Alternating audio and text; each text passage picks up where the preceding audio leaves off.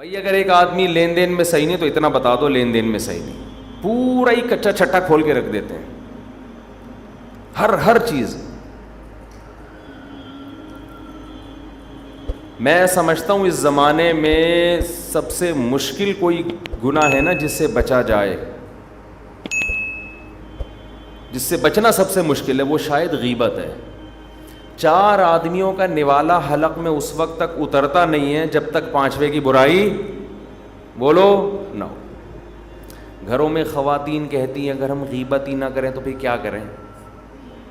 سارا دن ہم بھئی باتیں کرنے کے لیے یہی ہوتا ہے، فلانی نے یہ کر دیا، ڈمکانی نے یہ کر دیا، تیری ماں یہ کر دی، تیرا ماموں ایسا ہے، تیرا چاچا ایسا ہے، تیرا۔ بھائی آپ سارا دن غیبتیں کر کے ٹائم پاس کر رہے ہو تو اچھائیاں کر کے بھی تو ٹائم پاس ہو سکتا ہے نا۔ فلاں کے بارے میں اگر کچھ برائی ہے تو کچھ اچھائی بھی ہوگی، وہ اچھائی کر کے ٹائم پاس کر لو۔ دنیا میں کیا اچھے لوگ مارکیٹ سے شارٹ ہو گئے؟ بولو نا کیا ہو گیا؟ اور اس زمانے میں یہ بات کرنا کہ غیبت کے بغیر ٹائم نہیں گزرتا تو یہ تو ویسے ہی فضول ہے۔ اس زمانے میں تو اتنے کرنے کے کام ہیں کہ آپ وہ کریں گے تو آپ کے پاس ٹائم بچے گا ہی نہیں۔ میں بار بار اس لیے تو کہتا ہوں گھر میں مرغیاں پال لو، ان کے انڈے چیک کیا کرو روزانہ، کوئی انڈا کوا تو نہیں کھا گیا، اس سے کم از کم غیبت سے تو بچے رہو گے نا، غیبت سے تو بچے رہو گے۔ کوئی کرنے کے دیکھو خوب سمجھ لو، انسان جو کہتا ہے نا کہ میں فارغ ہوں، فارغ دنیا میں مردوں کے علاوہ کوئی بھی نہیں ہے، صرف مردے ہیں جو بڑے آرام سے تمیز سے جس کروٹ پہ لٹاؤ گے وہ بیچارہ کروٹ بھی چینج بولو نہیں کر سکتا، وہ کروٹ بھی چینج نہیں کر سکتا۔ جب تک مرا نہیں ہے انسان وہ فارغ نہیں ہے۔ اس لیے کہ آپ اگر جسم سے کچھ بھی نہیں کر رہے، آپ کا دماغ پھر بھی کر رہا ہے، وہ چلتا رہتا ہے۔ مجھے ایک بات بتاؤ، ایک آدمی بیٹھا ہوا پلاننگ کر رہا ہے کہ ڈالر کیسے کم کیا جائے، پیٹرول کو کیسے، یہ میں ایسی مثال دے رہا ہوں جو مارکیٹ میں ہے ہی نہیں، کیونکہ ہمارے حکمرانوں میں سے کوئی بھی میرا خیال ہے اس پہ غور نہیں کر رہا۔ کوئی اور مثال لے لیتے ہیں، آپ بیٹھے ہوئے پلاننگ کر رہے ہو، دماغ لڑایا ہوا ہے آپ نے، کچھ بھی پلاننگ کر رہے ہو، اپنے فیوچر کی پلاننگ کر رہے ہو، یار میں پیسے کیسے کماؤں، یار میری بائک ہے اور پیٹرول 200 تک پہنچ رہا ہے، میں کیا کروں، میں کیا سلنڈر لگوا لوں اس میں، شمسی توانائی سے چلاؤں یا بائک بیچ کے کباڑ والے کو دے دوں، کیا کروں؟ جو لوگ سوچ رہے ہیں بہت سے۔ اب آپ بیٹھے بیٹھے سوچ رہے ہو، لوگ کیا سمجھیں گے؟ آپ کیا ہو؟ فارغ ہو نا، یہ سمجھیں گے، لیکن آپ فارغ بہت مصروف ہو گیا۔ اس دوران کسی کا فون آیا، اس کو سنا دو کہ یار میں اتنی امپورٹنٹ، چوتھی شادی کا سوچ رہے ہو، فرض کر لو، اب سمجھ میں آئے گا، ویسے سمجھ میں نہیں آ رہا تھا، سوچ رہے ہو یار دوسری شادی کا سوچ رہے ہو، آپ بیٹھے یار کیسے کریں، مفتی صاحب کے اتنے بیانات سن لیے لیکن ہمت نہیں ہو رہی یار، گھر میں جب بات کرو ایک عذاب کھڑا ہو جاتا ہے، بچے باغی ہو جاتے، انتہائی امپورٹنٹ میٹر پہ آپ سوچ رہے تھے، اچانک کوئی آ گیا، اور وسیم بھائی السلام، آپ کو غصہ آئے گا نا، ابے میں مصروف آدمی ہوں یار، ابھی میں نتیجے تک پہنچنے ہی والا تھا اور تو نے سارا میرا پلان برباد کر دیا۔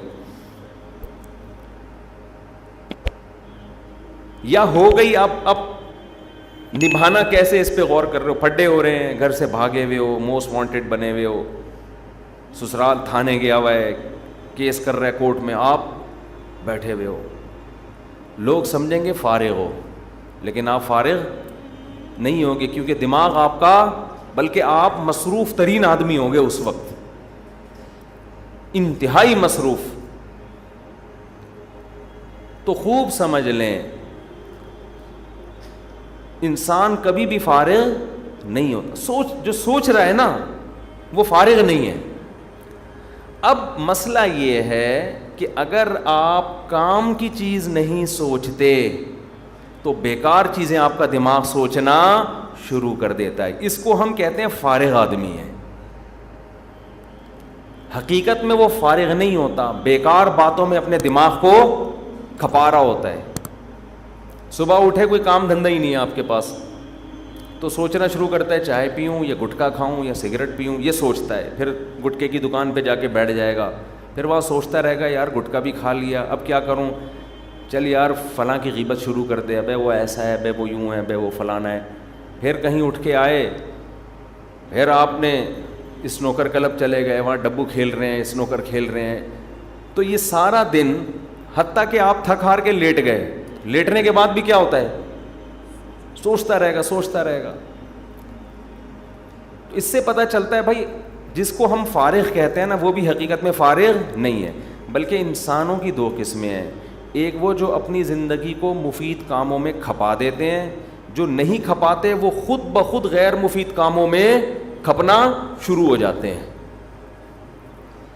اگر ہمارے پاس فارغ ہونے کا آپشن ہوتا نا تو ہم کہتے نہ اچھا کرو نہ برا کرو, فارغ زندگی گزارو آپ, چلو یہ بھی برائی سے تو بچ جاؤ گے نا. لیکن ہمارے پاس یہ آپشن نہیں ہے. اچھا نہیں کرو گے تو خود بخود برا ہونا شروع ہو جائے گا,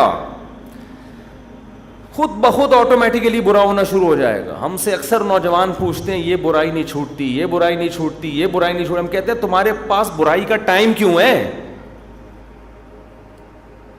آپ اگر بیٹھے بیٹھے بولو گے میں یہ برائی چھوڑ دوں, میں یہ برائی چھوڑ دوں, میں یہ برائی چھوڑ دوں, نہیں چھوٹے گی کبھی بھی. آپ اپنے آپ کو مصروف کر لو اچھے کام میں بھائی. جب اچھے کام میں مشغول ہو جاؤ گے تو آٹومیٹیکلی وہ چھوٹ جائے گی آپ سے. آپ اپنے آپ کو پازیٹیو ایکٹیویٹیز میں مصروف ہی نہیں کر رہے. پھر یہ تمنائیں رکھنا کہ میں برائی سے بچ جاؤں, میرا دماغ ہمیشہ پازیٹیو سوچے, میں غیبت سے بچ جاؤں, یہ بیکار قسم کی باتیں ہیں, اس پر عمل نہیں ہو سکتا. کسی نے کتنا خوبصورت جملہ کہا ہے, جس کی اپنی کوئی پلاننگ نہیں ہوتی وہ کسی دوسرے کی پلاننگ کا حصہ بن جاتا ہے. دیکھو گٹکا کمپنی کی ایک پلاننگ ہے, تمباکو کمپنی, گٹکا کمپنی, چرس, ہیروئن, یہ جتنا بزنس کرتے ہیں ان کی ایک پہلے سے پلاننگ ہے کہ ہم نے سب کو چرسی بنا کے پیسہ کمانا ہے یا نہیں؟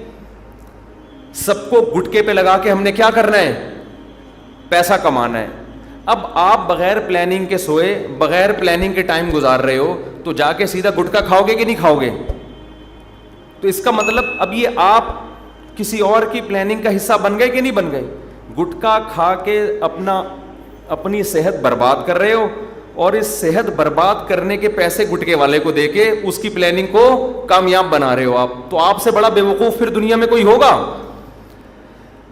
بہت مشکل. گٹکا نہیں کھا کے آئے نا, مجھے لگ رہا ہے ابھی جمعے سے پہلے منہ صاف کر کے آئے. گٹکا کھایا ہوا ہوتا ہے بات فوراً سمجھ میں آ جاتی. جو گٹکے کے عادی ہیں ان کو گٹکا منہ میں رکھے بغیر بات سمجھ میں نہیں آتی ہے. گٹکے والوں سے ہم کہتے ہیں چھوڑ دو اس کو, سگریٹ والوں سے ہم کہتے ہیں چھوڑ دو اس کو, پان والوں سے ہم کہتے ہیں چھوڑ دو, چرس والوں سے کہتے ہیں چھوڑ دو. وہ کہتے ہیں ہم چھوڑتے ہیں تو ڈپریشن میں جاتے ہیں.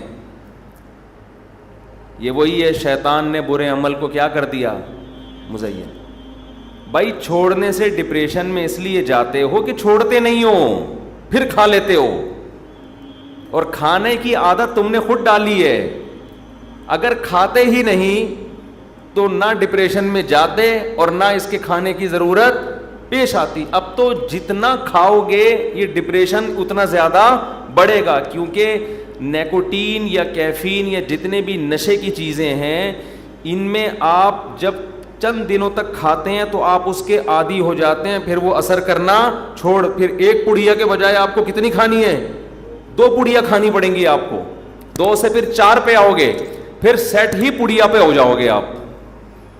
پراٹھے پہ آپ بیان کر لو آپ کی سمجھ میں نہیں آئے گا, آپ بریانی کے فضائل بیان کرو آپ کی سمجھ میں نہیں, آپ دمبے کی چربی کے فضائل بیان کرو نہیں آئے گا, آپ گٹکے پہ بات کرو گے اور آپ کی دل کی دھڑکنیں تیز ہو جائیں گی. تو یہ جو غلط چیز پہ سیٹ کیا ہے آپ کو, یہ تو آپ نے خود کیا ہے اپنے آپ کو. اب اس کا علاج یہ ہے کہ جیسے برائی کرنے سے برائی کی عادت پڑتی ہے, چھوڑنے سے چھوڑنے کی عادت پڑ جاتی ہے. جو کام کر کے برائی کا اپنے آپ کو عادی بنایا ہے اس کا ریورس کر لو تو عادت ختم ہو جائے گی.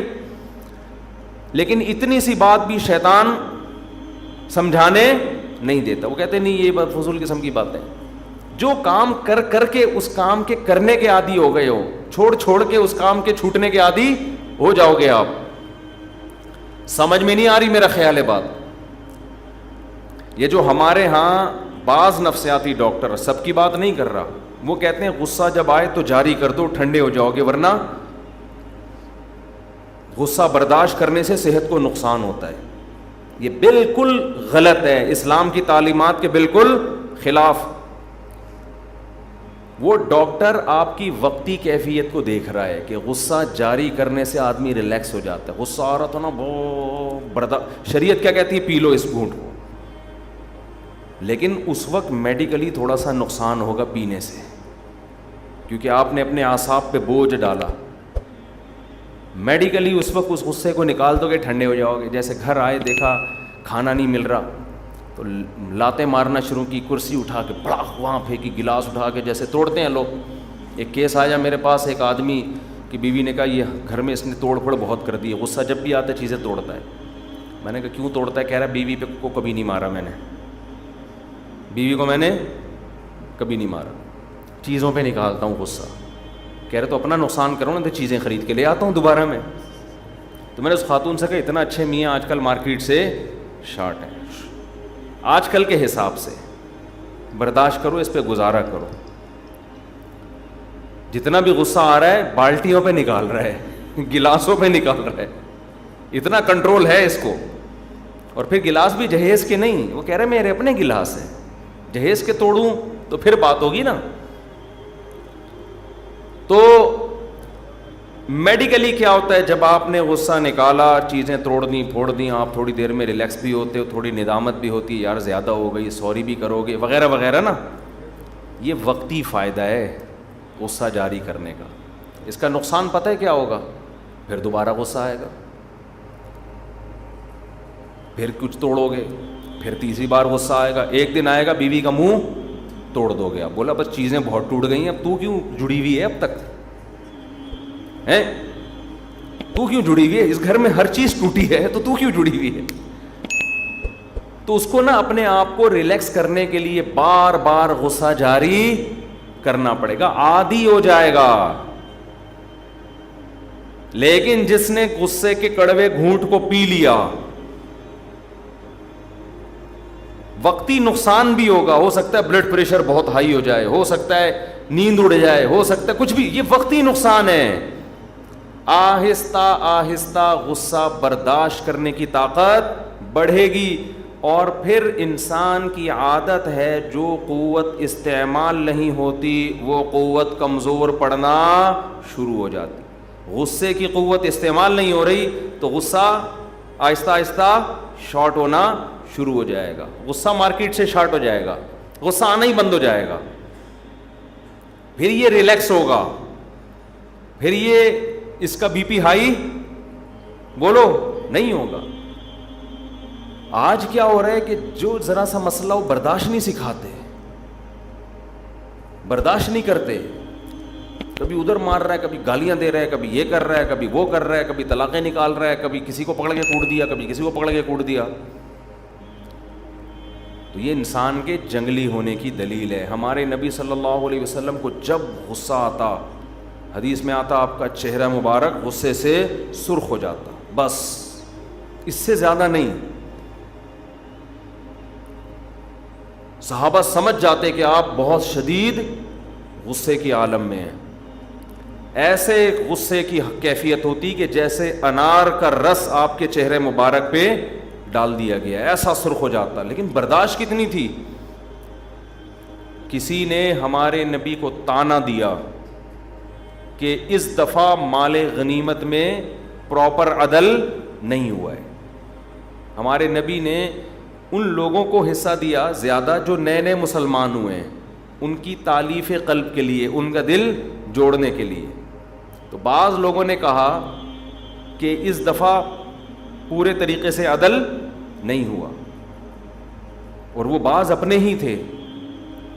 غصہ آنا ایک فطری تھا نا. آپ نے فرمایا آپ کا چہرہ غصے سے سرخ ہو گیا, اور فرمایا اگر نبی عدل نہ کرے تو پھر کون عدل کرے گا. نئے نئے لوگ مسلمان ہوئے تھے نا, تو ایمان بعض لوگ جو بعد میں مسلمان ہوئے ہیں تو قرآن کہتا ہے ان کے دل میں ایمان پوری طرح راسخ نہیں ہوا تھا. تو ایسے نوجوان بعض کی طرف سے یہ اشکال آیا تو یہ نبی تک بات پہنچی, تو آپ کتنے غضبناک ہوئے کہ مجھے نبی بھی مانتے ہو اور یہ اشکال کیسے کیا تم نے.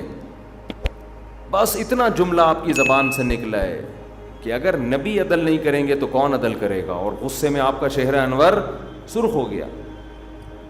ہم ہوتے ہم کیا کرتے جو گھر میں کر رہے ہیں, غصہ آیا اٹھا کے پٹخنا شروع کر دیا, گالیاں ایسی ماشاءاللہ ہول سیل کے حساب سے چل رہی ہیں, اتنی گالیاں اور ایسی فحش گالیاں کہ معین اختر کے ماموں نے بھی وہ گالیاں نہیں سنی ہوں گی. تو یہاں بھی کیا کرتا ہے شیطان, آپ کے اس غصے کے عمل کو کیا کر دیتا ہے, مزین. تو ہوتا ہے انسان سے غلطی ہوتی ہے تو غلطی پہ توبہ کرے نا, استغفار کرے, معذرت کر لے. علماء نے غصے کا ایک علاج یہ بتایا کہ جن لوگوں کو غصہ زیادہ آتا ہے نا وہ معذرت کرنا سیکھ لیں. جب غصہ آ گیا اور آپ نے بڑ سنا دی تو بعد میں کیا کر لو, سوری کر لو. اس سے بھی غصے کی بیماری آہستہ آہستہ شارٹ, کیونکہ آپ کو پتہ ہوگا بعد میں سوری میں نہیں کرنی ہے, بعد میں معذرت. ہمارے ایک دوست تھے کلاس فیلو پٹھان, گاؤں کے دیہات کے ہمارے ساتھ پڑھتے تھے. انہوں نے ہمارے شیخ حضرت مفتی رشید احمد صاحب کو اصلاحی خط میں لکھ کے بتایا کہ مجھے اپنی بیوی پہ بلا وجہ غصہ آتا ہے, بعد میں احساس ہوتا ہے کہ یار یہ اتنا بنتا نہیں تھا. دیکھو جب آخرت کا خوف ہوتا ہے نا تو انسان ایک دوسرے کے حقوق خود پوچھ رہا ہوتا ہے کہ میری کیا ذمہ داری ہے. کہا میں غصے میں پاگل ہو جاتا ہوں, پھر میں مارتا ہوں اس کو, ایسے کرتا ہوں, یوں کرتا ہوں. تو حضرت نے ان کو صرف اتنا جواب لکھا کہ جب بھی آپ کو غصہ آئے اور آپ بیوی پہ جاری کریں, آپ نے بعد میں بیوی سے معذرت کرنی ہے. یہ آپ پر لازم ہے. اگر آپ نے مجھ سے بیعت کیا ہوا ہے نا, اگر آپ مجھ سے بیعت ہیں تو جو بیعت ہوتا ہے اس پر لازم ہے نا, پیر جو حکم دے اس کی پابندی کرے. تو آپ یہ پیر اس طرح کے ہوتے ہیں جو حق اہل حق ہو. آج کل کے جو 2 نمبر قسم کے پیر آ رہے ہیں, پتہ نہیں کیا کر رہے ہیں, وہ بس چند وظیفوں میں گھما رہے ہیں پبلک کو. جو اہل حق اس طرح کے ہوتے ہیں, انہوں نے کہا کہ آپ نے جب بھی بیوی پہ غصہ آئے تو بات, اور آپ نے جاری کر دیا اس کے اوپر, ڈانٹ دیا یا کچھ بھی, آپ نے بعد میں کیا کرنا ہے, سوری کرنی ہے, معذرت کرنی ہے. بیگم ایکسکیوز می, کائنڈلی, ٹھیک ہے. جتنے بھی انگلش کے, پشتو کے, اردو کے ادھار لے کے سارے فٹ کر دیں. تو وہ مجھے, میرے کلاس فیلو تھے, مجھے کہہ رہے تھے کہ یار جب سے میں نے یہ سوچا ہے نا کہ معذرت کرنی ہے, اس وقت سے میں نے غصہ کرنا چھوڑ دیا. کہہ رہے ہیں میں بیوی سے معافی مانگوں, یہ ہمارا غیرت برداشت نہیں کرتا. بہت کہہ رہے ہیں یار یہ میرا تو مجھ سے نہیں ہوگا یہ کام. لیکن اس کا فائدہ کیا ہوا کہ وہ غصہ, اس نے کہا یار یہ معذرت کرنے سے بہتر ہے جاری نہ کرو غصہ. تو فائدہ ہو گیا نا ان کو. تو یہ بھی ایک علاج ہے کہ جب آپ پاگل ہو جائیں نا اور سنا دیں تو پھر اس پہ قائم نہ رہو, اس پہ قائم نہ رہیں کہ بس ہو گیا جو ہونا تھا. نہ نہ نہ نہ, جیسے ہی ٹھنڈا ہو آپ نے فوراً کیا کرنا ہے, یار تھوڑا میں زیادہ کہہ گیا, آپ سے معذرت چاہتا ہوں. سامنے والا انسان کا بچہ ہوگا نا تو آپ کے اس عمل پہ آپ کی قدر کرے گا. اگر وہ گدھے کا بچہ ہے تو کہے گا ہاں پہلے سناتے ہو بعد میں معافیاں کرتے ہو, ایسے کام کیوں کرتے ہو کہ بعد میں معذرت کرنی پڑے. اس کا مطلب وہ آپ انسان ہو اور وہ کیا ہے, وہ گدھا ہے. تو آپ اس کو بول دیا کرو کہ میں نے تو آپ سے معذرت کر لی ہے, آپ کو انسان سمجھ کے, مجھے سوری معلوم نہیں تھا کہ آپ گدھے ہیں, ایکسکیوز می سر, کائنڈلی اپنا خیال رکھیے گا. یہ خیر کہنا نہیں ہے, دل میں سوچنا ہے. وہ گدھا اس لیے ہے کہ غصہ جاری کرنا جتنا مشکل ہے نا, بعد میں سوری کرنا اس سے زیادہ مشکل کام ہے.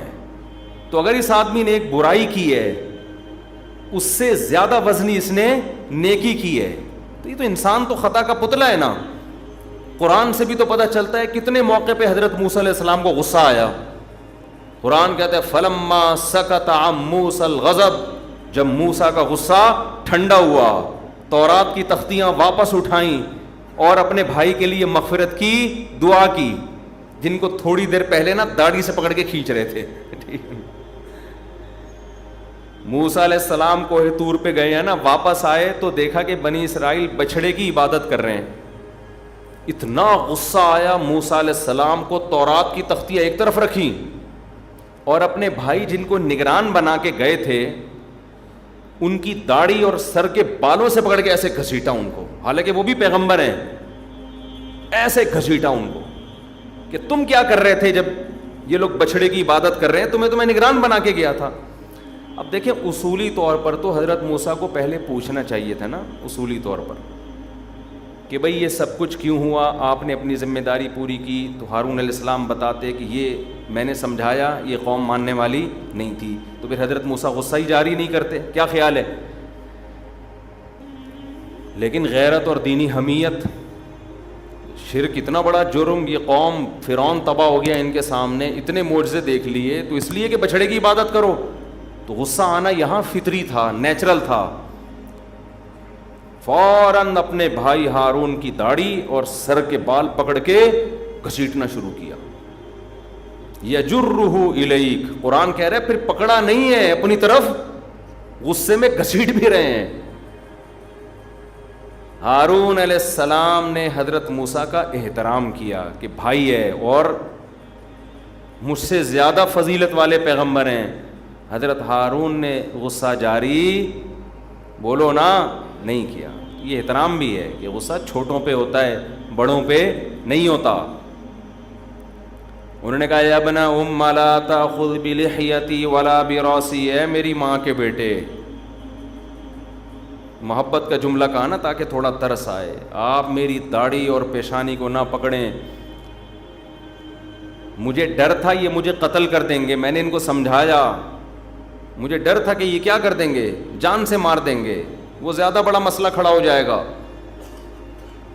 قرآن کہتا ہے موسیٰ علیہ السلام کا غصہ ٹھنڈا ہوا تو وہ تورات کی تختیاں بھی دوبارہ اٹھائیں اور اپنے بھائی اور اپنے لیے اللہ سے مغفرت کی دعا بھی مانگی. تو آ جاتا ہے انسان کو، پیغمبروں کو بھی آیا ہے، حضرت موسیٰ کو تو بہت دفعہ آیا ہے. بخاری میں حدیث ہے کہ موسیٰ علیہ السلام کے پاس حضرت موت کا فرشتہ آیا، پوچھا کہ کس سلسلے میں آنا ہوا آپ کا. حضرت موسیٰ نے پوچھا آپ کا آنا کس سلسلے میں ہوا؟ اس فرشتے نے کہا آپ کی روح قبض کرنے کے سلسلے میں حاضر ہوا ہوں، آپ کی روح قبض کرنے کے سلسلے میں. حضرت موسیٰ نے زور سے لگایا ایک تھپڑ، زور سے تھپڑ لگایا، اس کی آنکھ گر گئی نکل کے.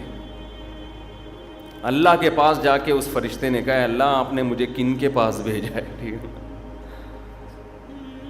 اب یہ غصہ کیوں آیا حضرت موسیٰ کو، یہ ایک لمبی تقریر ہے، یہ ایک لمبی بحث ہے، اس میں جو جلال تھا ان کی طبیعت میں. تو بعض دفعہ انسان کو انبیاء کا جو غصہ ہے وہ اپنی ذات کے لیے نہیں ہوتا. خیر میں تو یہاں یہ بتا رہا ہوں کہ غصہ آ سکتا ہے کسی کو بھی آ سکتا ہے، تو اس کی تلافی کیا ہے بھائی؟ بعد میں کیا کر لو، سوری کر لو. اس سوری کا فائدہ ہوگا ایک تو وہ گناہ معاف ہو جائے گا، دوسرا فائدہ یہ ہوگا کہ آئندہ غصہ آنے سے پہلے خود سوچے گا کہ اس کے بعد تو نے خود ہی معذرت کرنی ہے، تو بہتر ہے نا کہ نہ کر تو یہ کام.